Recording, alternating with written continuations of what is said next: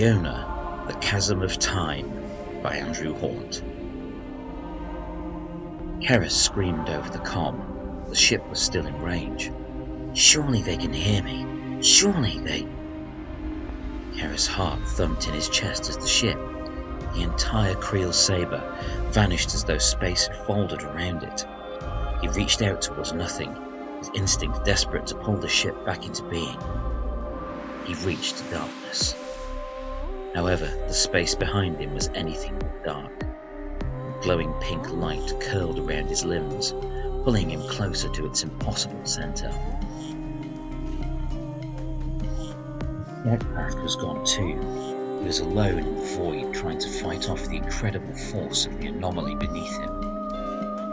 The chasm yanked him into its gaping, fluorescent maw. Keris could only gasp as he felt time fracture around him, shards of it reforming around him and shattering again. As he was pulled further through the vortex at the heart of the anomaly, he thumbed the relay to his craft's emergency beacon. If it was in range, someone would hear him. Or at least so he hoped. He tumbled into the swimming cosmic storms, his body flung in every direction as differing orbs and tendrils of raw time reached out for him, eager to consume his life energy.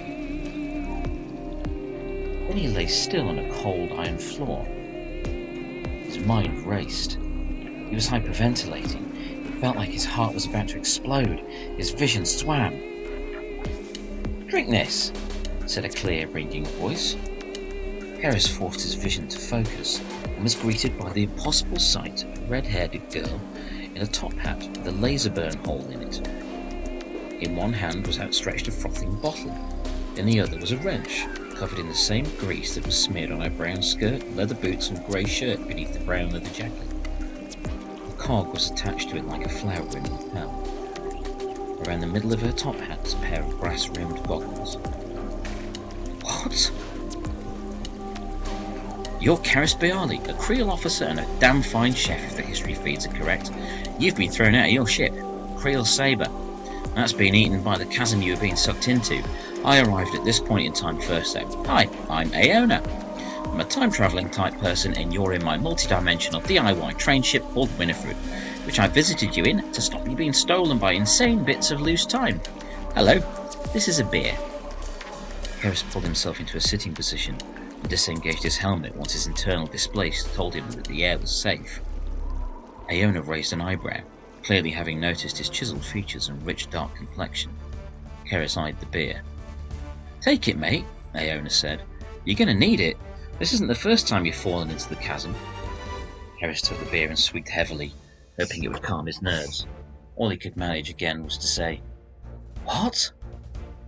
Aeona sighed, her expression sincere. "My friend, you've been trapped in this moment for 3 centuries. The ornate golden picture frame was secured in place by chains and bits of old engines. It was empty of art, but tiny hollow projectors in the edges of the frame transformed it into a very serviceable view screen. Keris couldn't take his eyes off it, even when Aeona brought him a third tray of food and ale. "You holding up okay, Keris?" In the lines of floating 3D light, he watched his ship disappear, then his body thrown aside into the chasm, over and over again. There were occasional variations in his position or the strange way the saber folded away in space, but beyond that it felt largely like the endless loop that it was. Nobody should see themselves die, let alone see it over and over again. I get it now. Could you please stop this? Aeona swiped at controls on the gauntlet wrapped around her left arm, and the footage winked out. Keris took a pie from the tray and bit into it, filling the strange mismatched bridge area of the ship with the scent of meat, gravy and hot pastry. He stared at the pie, then took a swig of cold ale and looked to Aeona. "Why are you helping me? I'm nobody special. And how is it possible for your ship to resist being destroyed?" Aeona stole a sausage roll from the tray and gnawed at it before waving it at Keris like a teacher with a pointer. "I have an understanding with time. I'm partially made of it, you see. This is a good roll. Bloody hell. Made these myself, you know. Anyway, where was I? Time, yes. The hole in space, that chasm yawning open and eating you and your ship over and over. It should have just been a little blip, like a little flash of lightning, but it got caught on something in this dimension. I think it got caught on your ship, Creel Saber. Something in that ship caused the anomaly to rip open, and the universe is trying to heal itself. The thing is, on the other side of that hole is the Chrono Dream. Keris shook his head. Listening to Aeona was like being shouted at by random pages of different books. That is? Big load of mad time stuff between universes, like temporal loft insulation without the itching. And your part in all this? I'm lost as to why you came here. Listen, fella, I made a mess of things with my own people because I go darting around time and space, getting up to mischief and sorting awful situations out. This seems to fit my job description. Plus, Keris laid the tray at his feet and grasped the armrests of the chair that faced the picture frame screen. There's a catch here, isn't there? Aeona reactivated the view screen and switched its view to a rendering of the chasm. Look, this thing is getting bigger. Every time the loop is completed, it weakens the space around it, meaning that eventually, if left long enough, this chasm of time could eat an entire quadrant. It could damage the universe so much that time goes insane and rearranges all of creation or something. Now, why was your ship there in the first place? Keris stared at the screen for a moment, then stood and paced around Aeona's mismatched jumble of hull panels, odd gadgets and cobbled together control stations. The ship was as odd as her. We'd come to this region of space in order to test engines my superiors had stolen from an enemy. We thought they were a secret triumph. We found out they were kept secret because they were dangerous. How can your engines be dangerous on this scale? They warped localized time, with the idea that greater speeds could be achieved by essentially projecting the craft in the form of a temporal disruption to a destination before it arrives physically. The effect is that the real ship is pulled through time as well as space, and thus arrives within a tenth of a second. Keris' face fell, and for a minute or so the only sound was that of Winifred's strange engines. I'm gonna have to die, aren't I? Keris looked to Aeona with sunken eyes filled with tears. I did the temporal training. I understand that paradoxes like this must be broken somehow. If I die, then the cycle is broken, and the breach might close. Might? Aeona chimed in brightly. Alternatively, you could wake up at the start of the cycle again, and it just carries on forever and ever and ever and ever and ever. Or you could destabilise the entire universe and destroy everything that ever existed. Swings and roundabouts, really. My God! Keris wept into his hands. Aeona sighed and made a mental note to study emotions a bit more. She was always putting a stompy boot in it during tense situations. She placed a hand on his trembling shoulder. There's another way, you know.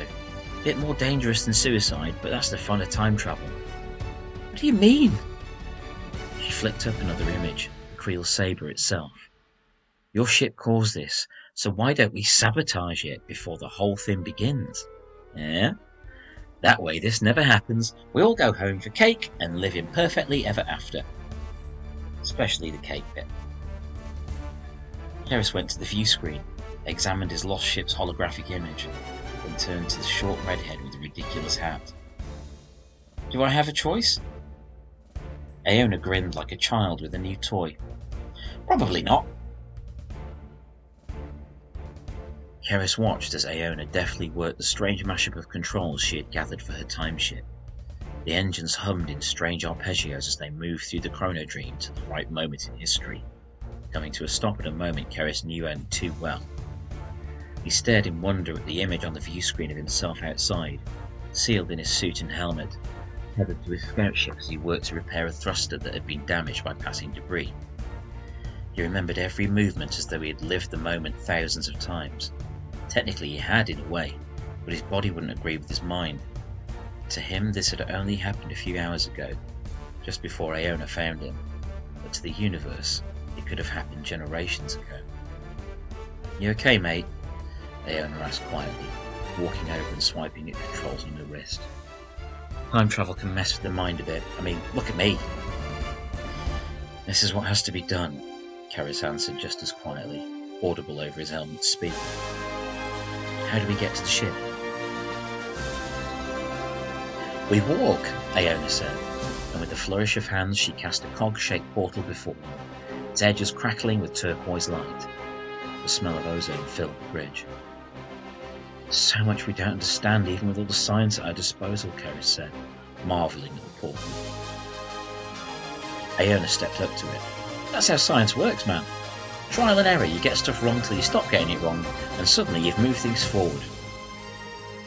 Are we changing history by doing this? Nah, just putting it back on track, mate. They stepped through, and the portal closed behind them. The chasm was beginning to break open, its young form visible in space as a glowing tear in the darkness. Keris saw it the moment the two of them stepped onto the deck of the Creel Saber itself. Aeona checked her gauntlet. We've got 20 minutes before the chasm opens up far enough to fold this ship into another universe. Where do we go? Keris nodded towards one end of the corridor and walked at pace. Aeona followed, fiddling with the controls on her gauntlet. This is so strange, Keris said, barely more than a whisper. I'm outside the ship right now, trying to fix my scout ship, and I'm also here with you, heading towards the engine room to mess things up so I don't get caught in a time loop. What happens when I do it? Does one of us vanish out of existence? Not really, Aeona answered. It's more like both of you become the same thing. You're both you, and things should snap back into place. Will I remember this? Meeting you? Doing this? Aeona looked at him instead of her gauntlet. Don't know, Keris. All we're doing is putting things how they were, back on track, yeah? She held his gaze a little too long, and both of them knew that the other wanted to say more. Keris understood. This wouldn't be part of him. Past self and future self would never know what present self had done here, out in the depths of space. I'm giving you another chance, Aeona said at last. That's all. Another chance to do what? To see what comes next, Keris. Come on, let's get to those engines. I have a plan. Engineers didn't pay Keris any heed. They were used to seeing him around the ship and weren't aware he was also currently outside, about to be consumed by a hole in time. He gestured for Aeona to follow wherever it was clear to do so. Here, he said as they arrived at the two conical engine cores, encased in strange metals that conduct the flow of time around them. Here, he said as they arrived at the two conical engine cores, encased in strange metals that would conduct the flow of time around them. He set to work on them via access terminals beside them.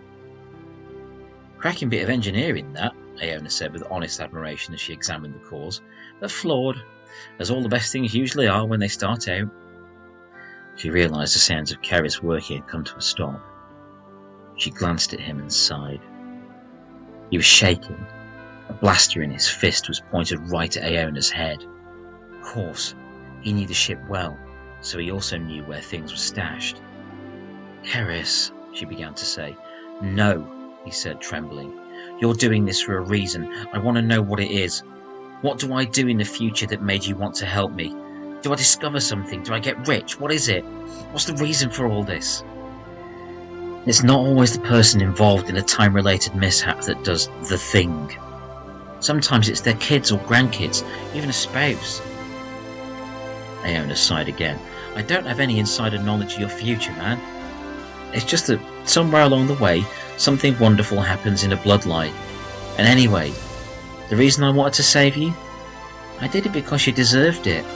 And now you have a chance to make sure the cycle never begins. Keris held her gaze, his hands shaking, the weapon shaking along with them. Aeona, he said through anxious tears.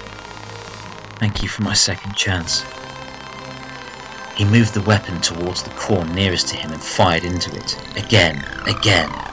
As he emptied the weapon's power cell into the other core, guards and a crowd of other officers rushed towards him, screaming as the core smoked and crackled. Alarms flashed red, and the ship lurched violently.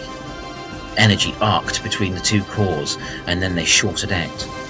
control arrays all around exploding in showers of sparks as the entire propulsion system failed. The guards pinned him down.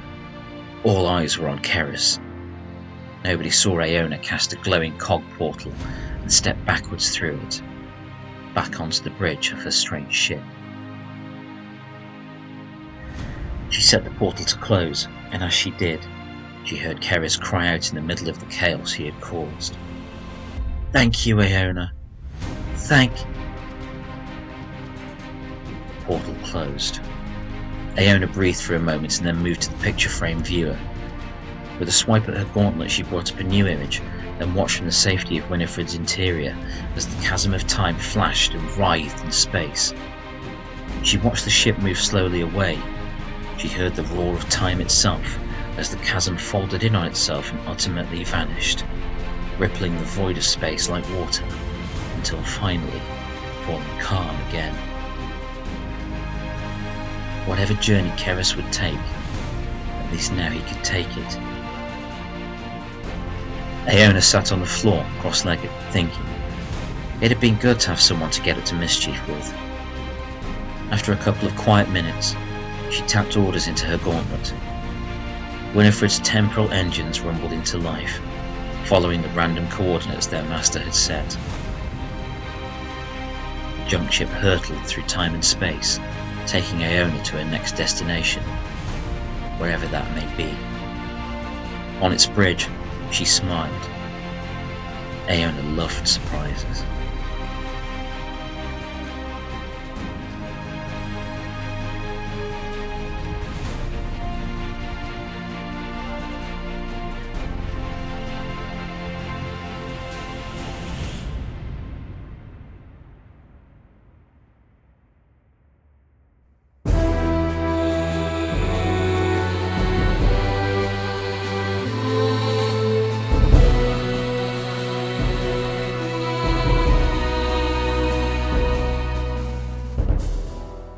Thank you for watching. Please like, share and subscribe.